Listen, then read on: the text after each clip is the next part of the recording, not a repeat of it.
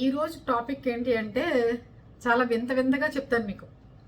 అంటే కామెంట్స్కి రిప్లై ఏమని అంటే, మొన్న బ్రదర్ అనమాట, అక్కయ్య అని పిలుస్తాడు ఏది కామెంట్లు పెట్టేటప్పుడు. అక్కయ్య నువ్వు వీడియోలు చేసేటప్పుడు సింపుల్గా ఉండక్కయ్య, ఎందుకంటే ఆ, కొంచెం ఎక్కువగా రెడీ అయ్యి వీడియోలు చేయమాక అక్కయ్య, ఇట్లాంటి బాధాకరమైన వీడియోలు అన్నాడు. నేను మామూలుగానే అదేదో మహేష్ బాబు సినిమాలో చెప్పినట్టు ఏం లేదు, కొంచెం పౌడర్ రాసుకుంటాను, కొంచెం చిన్న లిప్స్టిక్ వేసుకుంటాను, కొంచెం ఇలా ఉంటాను అలా ఉంటానని చెప్తుంది ఇలియాను. ఆ టైప్లో అసలు మనం మేకప్పే వేసుకోము, ఏం చేయము, ఆర్భాటంగా చీరలు కట్టుకోము, చాలా సింపుల్గా సాధారణమైన ఇంట్లో వాళ్ళు ఎలా ఉంటారో ఇంట్లో ఉన్న చీరలతోనే నేను వీడియోలు చేస్తాను. కానీ బ్రదర్ చెప్పిందంతా ఎందుకని మనం పాటించకపోతే ఎలాగా? ఆ వీడియో కూడా ఎవరిదైనా చచ్చిపోయిన వాళ్ళ వీడియో కాదు. సాఫ్ట్వేర్ కంపెనీలో, బెంగళూరులో సాఫ్ట్వేర్ కంపెనీలో ఎగ్స్ ఆమ్లెట్ కానీ దోశలు కానీ అడగొద్దు, ఇంటి నుంచి క్యారేజ్ తెచ్చుకోండి అని చెప్పారు అని చెప్పిన దాని గురించి వీడియో చేశాను అనమాట. దానికి బ్రదర్ పెట్టారు. నేను దాన్ని ఏమీ తేడాగా తీసుకోలేదు, అది నెగిటివ్గా కూడా నేను చెప్పట్లేదు, అది నేను నెగిటివ్ కామెంట్ అని చెప్పట్లేదు, నాకు వచ్చిన కామెంట్లో అదొకటి. ఇంకోటి, మొన్న గోదావరి జిల్లా గురించి ఒక వీడియో చేశాను. అది మన యూట్యూబ్లో అయితే ఏమీ దాని గురించి బ్యాడ్ కామెంట్స్ రాలేదు, కానీ ఇన్స్టాగ్రామ్లో దాన్ని పెట్టాను. పెడితే దాంట్లో వెంటనే అందరు కనీసం ఒక 25 మంది, ఏయ్ మా గోదావరి వాళ్ళు అంటే ఎట్లాగో తెలుసా, మీరు రాము గారి నెయ్యి, కల్తీ నెయ్యి గురించి చేశానమాట. ఆ షార్ట్ పెట్టాను. రాము గారి నెయ్యి, అమ్మ చేతికి అమ్మదనం, రాము గారి నెయ్యి అని చెప్పి ఆయనకి ఆయనే రాము గారు అని పెట్టుకుంటారు, గోదావరి జిల్లాలో వాళ్ళకి వాళ్ళే గారులు తగిలించుకుంటారు అని ఒక వీడియో చేశాను అనమాట. మీరు చెప్పిన విధానం బాగుంది, కానీ మీరు వెటకారం పనికిరాదు మేడం, అది తగ్గించుకోవాలి అన్నారు.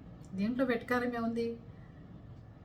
గుంటూరు వెళ్ళామనుకోండి, మా గుంటూరు ప్రతి దాని మీద చౌదరి గారి షాపులు అని ఉంటుంది. ఇప్పుడు మేము గోదావరి జిల్లాలో ఉన్నాం, మరి మా గోదావరి మర్యాదలు ఏంటి? సుబ్బయ్య గారు హోటలు, రాము గారి టిఫిన్ సెంటరు, లేకపోతే వెంకట్రావు గారి బట్టల షాపు, బంగారు షాపు, అన్నిటికీ గారులు ఉంటాయి. ఇక్కడ తమిళనాడు వెళ్ళాం అనుకోండి, ఇంగ్లీష్ ఉండదు, తెలుగు ఉండదు, ఓన్లీ తమిళనాడు ఒకటే రావాలి, తమిళ్లో రాసుకుంటారు. అలాగే గోదావరి జిల్లాలో బట్టల షాపులకు కానీ, బంగారు షాపులకు కానీ, ఏదైనా కానీ, టిఫిన్ షాప్స్ కానీ వాళ్ళ పేర్లు, వాళ్ళ ఇది ఉంటుంది, గారు అని తగిలించుకుంటారు అని చెప్పిన దానికి, మేడం మీరు అలా అన్నది బాగోలేదు అంటే, బాబు మాది గోదావరి జిల్లానే బాబు, మేము ఇట్లాగే ఉన్నాం అంటే జనాలు సర్దుమణిగారు అనమాట. అంటే దాన్ని వాళ్ళు వెటకారంగా ఎలా తీసుకుంటారు? గారు అనే పేరు ఉంది, దాంట్లో తప్పేంటి? మనం పిలవకుండా దానికి వాళ్ళే గారు తగిలించుకున్నారు, దాంట్లో తప్పేముంది? అది పరిస్థితి. ఇంకో మేడము, ఒక ఆవిడ, మీరు వీడియోలు చేస్తున్నారు, పని పాట లేదా అని అడిగింది ఓ రోజు. ఆవిడికి కూడా పని పాట లేకపోతేనే కదా మన వీడియోలు చూస్తుంది. ఆవిడికి కూడా పనుండి చక్కగా ఇంట్లో చూసుకోవచ్చు కదా. ఆవిడికి పని పాట లేని వీడియోలు ఏం కావాలి అంటే, పనుండి ఆవిడకి బాగా కొనుక్కునే వీడియోలు అంటే డబ్బులు, క్రీముల గురించి, డబ్బుల గురించి, మనీ దాచుకునే దాని గురించి, గోల్డ్ కొనుక్కునే దాని గురించి, చింతకాయ పచ్చడి పెట్టిన దాని గురించి, పండుమిరపకాయలు పచ్చడి పెట్టిన దాని గురించి, అది పాడైపోయిన దాని గురించి, లేకపోతే ఏదైనా ఎవరైనా స్థలాలు కొనుక్కునే గురించి, అపార్ట్మెంట్లు కొనుక్కున్న దాని గురించి వీడియోలు కావాలి ఆవిడకి. మనలాంటి మంచి వీడియోలు ఎందుకండి పాపం, వాడికి వేస్ట్. అందుకే ఆవిడకి చెప్పా, మీకు కూడా పని పాట లేదా నా వీడియోలు చూస్తున్నారు కనుక మీరు మంచి వీడియోలు ఉన్న చోటుకి వెళ్ళండి, నాకు మాత్రం పని పాట లేదు కాబట్టి ఇది పని పెట్టుకుని చేసుకుంటున్నాను అని చెప్పాను. ఇంకా దానికి సమాధానం అయితే మొన్న ఒకడు కామెంట్ పెడుతున్నారు, మేడం ఏంటి అంటే మీరు ఇన్ని వీడియోలు చేస్తున్నారు కదా, మీరు ఏ టైంలో చేస్తారు, మీరంతా రోజుల్లో మీరు ఖాళీగా ఉంటారా, ఏం చేస్తుంటారు మీరని. నేనంత ఉన్నంత బిజీగా ఎవరు ఉండరేమో అనిపిస్తుంది. అది పరిస్థితి. నేను చాలా బిజీగా ఉంటాను, కానీ యూట్యూబ్ గురించి మాత్రం వీడియోలు చేయడానికి నేను 1 గంట సేపు కేటాయిస్తాను వీడియోలు చేయడానికి. ఒక 10-15 వీడియోలు, షార్ట్లు కానీ వీడియోలు కానీ చేయడానికి. దాని తర్వాత అందరి మెసేజ్ని చూడటానికి, కామెంట్లు పెట్టడానికి ఒక 2 అవర్స్, మధ్య మధ్యలో ఒక 10 నిమిషాలు, పావు గంట అలా తీసుకుంటాను. ఈ లోపల నేను మీ కామెంట్లకు ఎప్పుడు నేను సమాధానాలు చెప్తాను అంటే, మా ఇంట్లో ఉన్న తమ్ముళ్ళతో, బంధువులతో, ఆ నాన్నగారితో అందరితో మాట్లాడటం అయిపోయి, సెటిల్మెంట్లు అయిపోయి, తోటల విషయాలు మాట్లాడటం అయిపోయి, అన్నీ అయిపోయిన తర్వాత నేను ఫోన్లు మాట్లాడుతూ ఈ కామెంట్లకు రిప్లై పెడుతూ ఉంటాను. అందుకని నాకు పెద్ద కష్టం అనిపించదు. ఎందుకంటే మీరు అంత కష్టపడి వీడియో చూసి మళ్ళీ కామెంట్లు పెడుతున్న తర్వాత మళ్ళీ నేను దాన్ని పట్టించుకోకుండా నేను అలా వదిలేస్తే అది ఏమంత కరెక్టు. ఇంకోటి, యూట్యూబ్లో వచ్చే డబ్బులు నాకు దేనికి పనికిరావు, నాకు దేనికి ఉపయోగపడవు. నేను చేసే సహాయాల్లో ఈ వీటిని కూడా తీసుకెళ్ళి యాడ్ చేసి సహాయం చేస్తాను తప్ప ఇవి మా ఇంట్లో దేనికి వాడుకోం. అర్థమైందా? మా ఇంట్లో రెంట్లు కానీ, యూట్యూబ్ మీద వచ్చే డబ్బులు కానీ, మా పిల్లలకు వచ్చే శాలరీలు కానీ, ఏవైనా కానీ ఎవరైతే అంటే మేమే బాగా డబ్బున్న వాళ్ళం కాదు, ఎవరికైతే బాగా ఆపదలో ఉన్నారో, ఇబ్బందుల్లో ఉన్నారో, ఎవరికైతే నిజంగా మెడికల్ అవసరాలు ఎక్కువ ఉంటాయో, ఎవరికైతే మనం చేయగలమో ఆల్రెడీ 6 నెలల ముందు నుంచే చార్ట్ ప్రిపేర్ అయిపోతూ ఉంటుంది. అలా వెళ్ళిపోతాయి తప్ప మేమంటూ వెయిట్ని దాంట్లో వాడుకోం. వచ్చిన దాంట్లోనే తృప్తిగా తిని బతుకుతాం అంతే. పిల్లలకి ఒకటే నేర్పించాం, మీరు సంపాదించుకోండి, మీరు తినండి, ఉండండి. మేము సంపాదించేది ఈ రకంగా మీరు సేవా కార్యక్రమాలకి వాటికి వీటికి డొనేషన్ రూపంలో వెళ్ళిపోతూ ఉంటాయి. అర్థమైందా? అది నేను రోజస్తమానం చేసేది.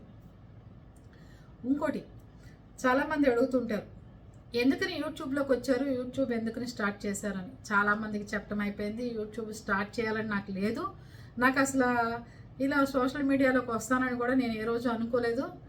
పిల్లలు కూడా పెద్ద ఇంట్లో వాళ్ళని, మగవాళ్ళని, బ్రదర్స్ని అందరిని అడిగి తర్వాత యూట్యూబ్ పెట్టాను తప్ప నా ఒక్కదానికి ఒక్కదాని అంతా నేను యూట్యూబ్లోకి రాలా. అది కూడా కరోనా టైంలో 2-3 వీడియోలు అయిపోయిన తర్వాత వెళ్ళిపోవాలని వచ్చాను తప్ప ఇలా రోజు కూర్చుని మీతో మాట్లాడతాను, రోజు కూర్చుని మీతో కబుర్లు చెప్తానని నేను అనుకోలే. దీంట్లో కామెంట్లు పెట్టలేవాళ్ళప్పుడు నేను మార్నింగ్ పొద్దున్నే టీ తాగుతూ చూస్తుంటాను. దాంట్లో వాళ్ళతో నేను వాళ్ళ పక్కన కూర్చుని వాళ్ళు నా ఎదురుకుండా కూర్చుని ఇద్దరం కబుర్లు చెప్పుకుంటున్నామా అనేటట్టుగానే కామెంట్లు రిప్లై ఇస్తూ ఉంటాను. అర్థమైందా? అంతేగాని వాళ్ళెవరో ఎక్కడో ఉన్నారు, వీళ్ళు ఎక్కడో ఉన్నారని నేను అలా ఊహించుకోను. వీళ్ళందరూ నా చుట్టుపక్కల ఉన్నారు అని.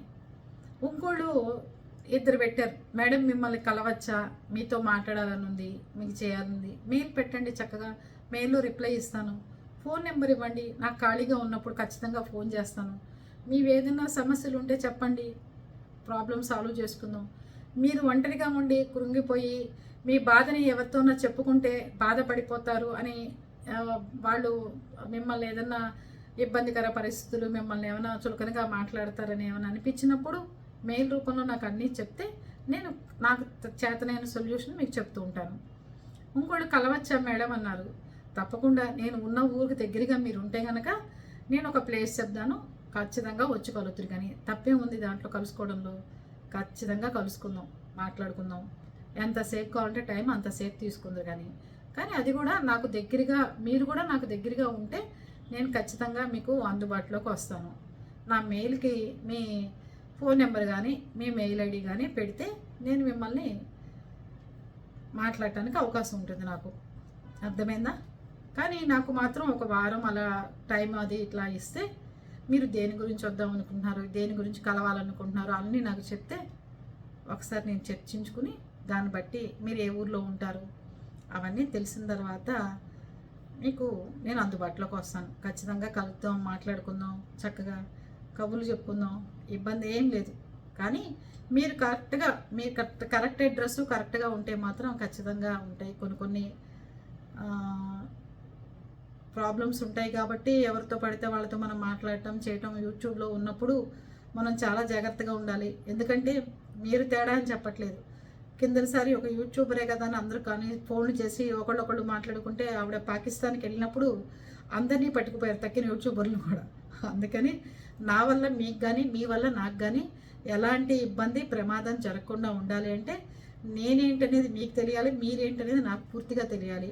అందుకని నా దగ్గరికి వచ్చే ముందు నాతో మాట్లాడాలనుకున్నప్పుడు, మనం కలవాలనుకున్నప్పుడు అది కూడా కేవలం లేడీస్ అయితేనే మాట్లాడటానికి అవకాశం ఉంటుంది. నేను ఖచ్చితంగా మీకు అందుబాటులోకి వస్తాను, ఖచ్చితంగా మాట్లాడుకుందాం, ప్లేస్ చెప్తాను, ఖచ్చితంగా వద్దురు కానీ. ఓకేనా? ఇంకా మీ సమస్యలకు ఏమన్నా పరిష్కారాలు కావాలన్నా, మీరు ఎవరన్నా మాట్లాడాలన్నా మెయిల్ రూపంలో నాకు అందుబాటులోకి వస్తే నేను ఖచ్చితంగా మీకు మంచి ఇబ్బంది లేకుండా, మీరు ఎప్పుడు డిప్రెషన్లో కానీ లోన్లీగా ఉన్నప్పుడు కానీ అనిపించినప్పుడు ఒక చిన్న మెసేజ్ చేయండి, ఖచ్చితంగా అందుబాటులోకి వస్తాను. ఇంకేమన్నా మీకు సలహాలు సూచనలు కావాలన్నా, మీకు ఎట్లాంటి ఇబ్బందికరమైన పరిస్థితులు వచ్చినా నాకు మెయిల్ ఐడి ఉంటుంది కాబట్టి మెయిల్ పెట్టండి, లేకపోతే మన యూట్యూబ్ దాంట్లో మన స్టూడియోలోకి వచ్చి నాకు కామెంట్ పెట్టండి, నేను చక్కగా రిప్లై ఇస్తాను, మీకు అందుబాటులోకి వస్తాను. అర్థమైందా? నేను ఎలా ఉంటానో సేమ్ అలాగే వీడియో ముందుకు వచ్చి మాట్లాడతాను తప్ప వీడియో కోసం మేకప్లు వేసుకోవడం, వీడియో కోసం తయారవడం, వీడియో కోసం చీరలు కొనుక్కోవడం అలా ఏదీ జరగదు. నేను షాపింగ్కే వెళ్ళను. ఎవరన్నా పంపిస్తే, ఎవరన్నా అంటే షాప్ వాళ్ళే పంపిస్తుంటారు, అవే కట్టేసుకుని మీ ముందుకు వస్తాను తప్ప అది పరిస్థితి. కానీ బ్రదర్ ఏదైతే చెప్పాడో ఖచ్చితంగా నేను దానికి ఫాలో అవుతాను. ఎందుకంటే నీ ఫాలో అవుతూ మనం ఇలా ఉండాలి అని చెప్పటం చాలా గొప్ప విషయం. అది మన అదృష్టం. ఏంటంటే మన యూట్యూబ్ ఫ్యామిలీలో మన ఫాలోవర్స్ అందరూ చాలా మంచివాళ్ళు, గొప్పవాళ్ళు. ఎందుకు తను చెప్పారంటే, కొంచెం బాధాకరమైన వీడియోలు చేసేటప్పుడన్నా అక్కయ్య నువ్వు చక్కగా మామూలుగా తయారవు అక్కయ్య అన్నాడు. నేను ఆ రోజు చిన్న బ్లాక్ శారీ కట్టుకున్నాను, డిజైన్ వేరు బ్లౌజ్ చేసుకున్నాను. ఇట్లా వీడియో ముందు కూర్చున్నప్పుడు ఏవో మాటలు వస్తుంటాయి, వీడియోలు తగులుతుంటాయి, చెప్పేస్తుంటాం. ఇలాంటిది ఒకటి జరిగింది.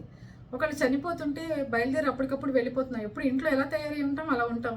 ఎవరో చనిపోయారని వార్త వచ్చింది, సరే అని కారు ఎక్కి వెళ్ళిపోయాం. తమ్ముడు విజయవాడకి వచ్చాడు, అప్పుడు వాడిని ఎక్కించుకుంటే కింద నుంచి పైదాకా ఇలా చూశాడు. ఏంటంటే చావింటికి వస్తూ కూడా తయారై వస్తారేమే మీరు అన్నాడు. అంటే నన్ను మా చెల్లెను అంటే ఏం తయారయ్యానరా, మామూలుగానే నువ్వు చెప్పంగానే అసలు మొహం కూడా కడుక్కోలేదు, ఎలా కూర్చున్న వాళ్ళు అలా వచ్చేసామంటే మీరు మీ అవతారాలు, మీ చీరలు, మీ బ్లౌజులు చూసుకున్నారా మీరు ఎలా వస్తున్నారా అని.